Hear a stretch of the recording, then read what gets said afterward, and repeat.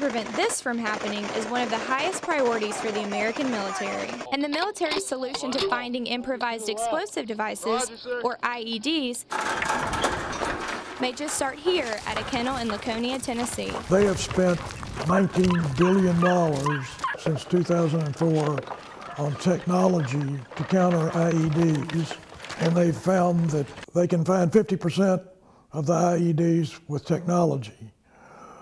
When they take a dog unit out on the road, the dog and handler can find 80% of them. So the dog is much better. They're buying their food by sitting. U of M alum Robert Milner has been training British Labrador Retrievers for nearly 40 years and has written 3 books and numerous articles on dog training.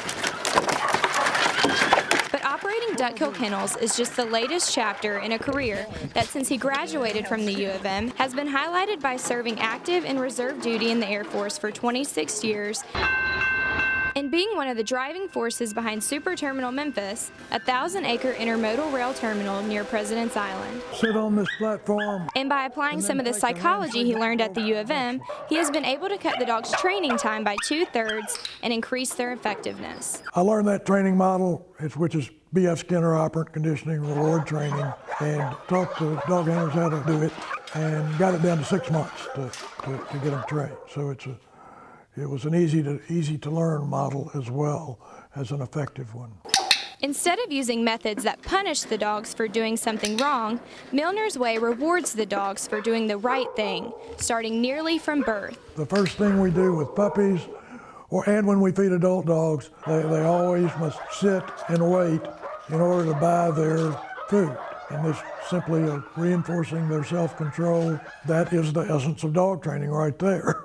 Milner says that as soon as the puppies are old enough to eat a treat, he can start training them. I can see a big difference between the age of 6 weeks and 7 weeks. At 6 weeks, they learn a lot faster. The dogs are introduced to the scent of explosive compounds at an early age and are trained to sit and wait for their handler when they sniff something. A trained explosive detection dog can detect explosive odor down in the concentration range of under 100 parts per trillion, which in their words is equivalent to about 1 molecule per sniff. Milner's kennel is also training dogs for search and rescue operations for organizations like FEMA and Tennessee Task Force 1, which was judged to have the #1 rescue dog program in the country. A dog can cover a quarter acre of rubble in about 10 minutes. Any other method we've got takes 2 or 3 days to cover that much. He trains sporting dogs as well, but he says his best dogs go into explosive detection and search and rescue, which is the opposite of the way most kennels prioritize. Milner is working to spread the word that rewarding the dog for good behavior is a much more effective way to train them. And he has one last piece of advice that he applied to dog training, but can fit with many aspects of life. It's very simple. People are the problem with it. They want to complicate it. For the University of Memphis, I'm Nicole Blum, Junior, journalism major.